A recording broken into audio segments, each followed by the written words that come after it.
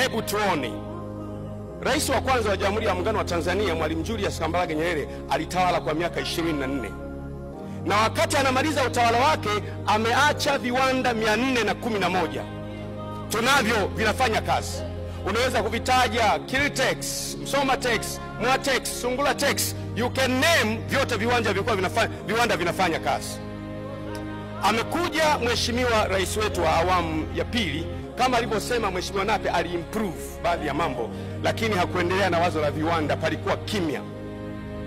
Akaingia rais wa tatu, viwanda vile vile vilivyoachwa na Mwalimu baada ya kuviendeleza akaanza kuvibinafisisha, vikauzwa vyote vikaondoka. Kwa hiyo hakuna muunganiko kati ya rijimu ya kwanza na rijimu ya tatu. Tutakesha kama hakuna muunganiko, Mheshimiwa Naibu Spika. Lakini haikutosha. Amekuja rais wa tatu ambaye Mheshimiwa Mkapa, rais wa nne Mheshimiwa Jakaya Mlisho Kikwete, ambaye hatumuone anashughulika na viwanda hata kidogo. Tunamuona anashughulika na mambo mengine. Tunamuona rais anayefuata John Pombe Magufuli anasema tena Tanzania ya viwanda. Viwanda vile vile ambavyo mzee Mkapa alivibinafisisha na kuviuza, huyu tena anasema Tanzania ya viwanda. Hapo ndipo tunaanza kupambana tena kuanza viwanda, wakati viwanda vimebinafisishwa, vimeingia mikononi mwa watu binafsi, nao hawajajenga viwanda bado. Kwa hiyo nikagundua jambo moja ambalo napenda niseme, Naibu Spika. Kila rais aliyeingia madarakani aliperform vizuri, colorful kwa namna yake. Mwalimu Nyerere aliperform vizuri sana kwa namna yake. Mwinyi aliperform vizuri sana kwa namna yake. Mkapa aliperform vizuri sana kwa namna yake. Mheshimiwa Jakaya Kikwete vizuri sana kwa namna yake. Mheshimiwa Magufuli vizuri sana kwa namna yake. Naamini na Samia ataperform vizuri sana kwa namna yake pia. Lakini namna hizi zao, kama kila mtu ana namna yake, unategemea nchi itaendeleaje? Kwa sababu kila mtu ana namna yake, na namna ya mwingine na namna ya mmoja ni kinyume cha namna ya aliyetoka. Tutaendaje kama namna hizi hazifanani, Mheshimiwa Naibu Spika?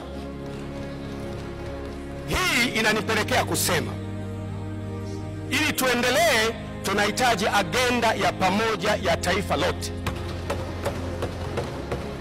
Kwa namna gani, Mheshimiwa Spika? To define maono ya Tanzania ya miaka 30 ijayo. Inaweza kuwa miaka 30 au miaka 50.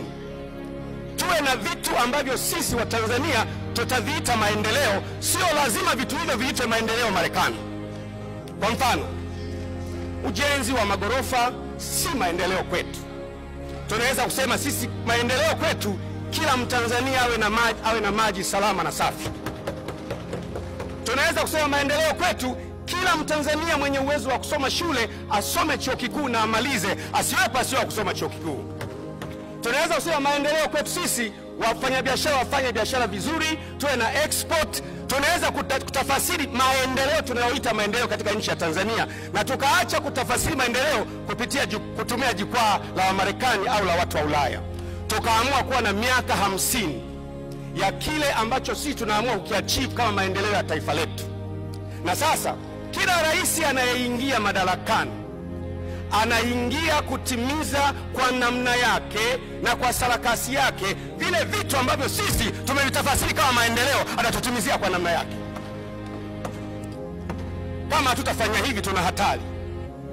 Tuna hatari kwa sababu katiba yetu inampa nafasi kila rais anayeingia madarakani kwa namna yake, kwa hekima yake, na kwa namna anavyotafasiri yeye maendeleo, awaletee maendeleo wa Tanzania. Na siku moja tutakapopata rais ambaye hayuko sawasawa, tutaishia kulia, Mheshimiwa Naibu Spika. Ni ombi langu sasa kwa dakika chache hizi, Mheshimiwa Naibu Spika, naomba ikiwa ni nia yetu, ambayo najua ni nia yetu, tuendelee tuwe na vision ya miaka 50 ya taifa, na hii vision tuitafasiri.